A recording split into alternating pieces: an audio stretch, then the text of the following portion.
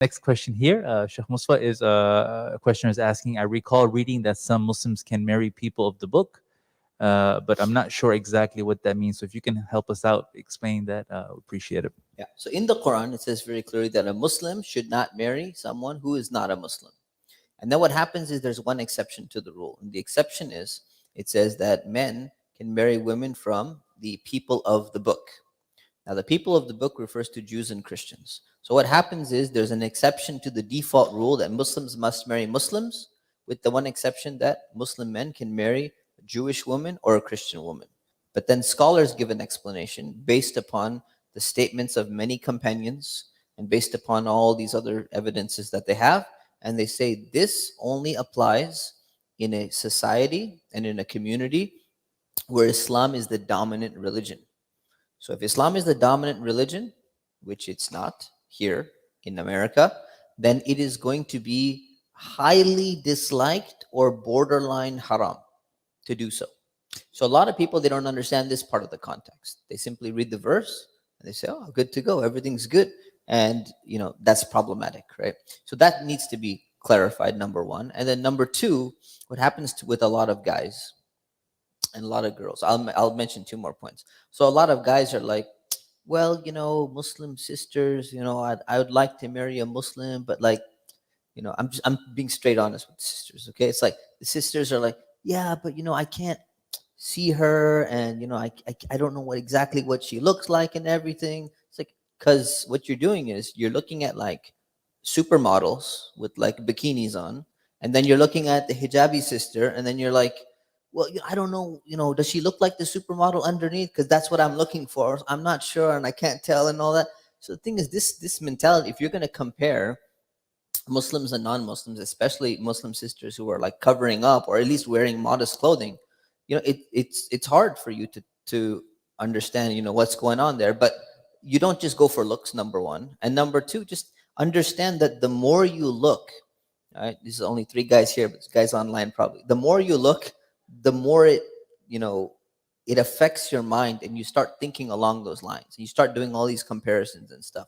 So I know a lot of guys who are like, that's why I want to. There's not so many good Muslim sisters out there because their standards are warped. The other problem is legitimate problem. Muslims are 1% of the population, right? So if you have 1% of the population, you just lost 99% of the American population. So it is hard to get married. There's no doubt about that. So that's one point I wanted to make. And then for the sisters, what happens to them is they have the similar issue, and they go like, well, okay, they can see more of the guys, so that's not a problem. But they're like, there's not so many good Muslim guys. Like, where are the good Muslim guys? Because technically, we're 1% of the Muslim population. It's hard to find the Muslim guy. So what's either going to happen is one of two things. Either one, they're going to say, well, I'll go and marry a guy from, there's so many Muslims in the world.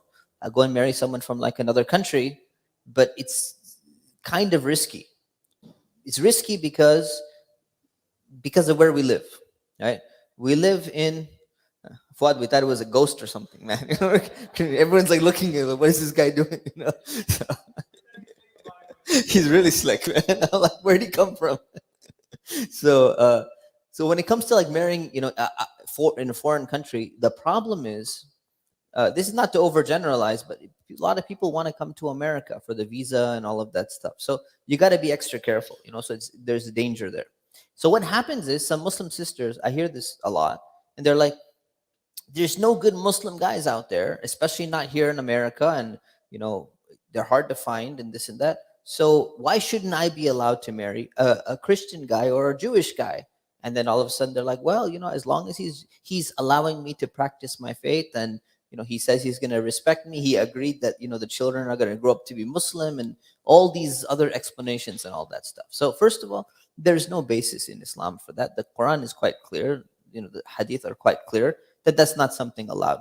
The wisdom behind that is because men historically have, in some capacity, been like the head of the household, and they're going to have some level of influence over the family, that in order to protect Muslim women, Allah did not want to open that door for them.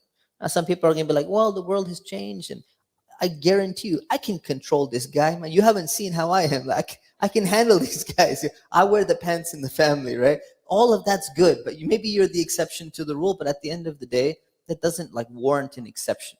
So anyway, these are some of my reflections slash venting on the issue that we face in the community.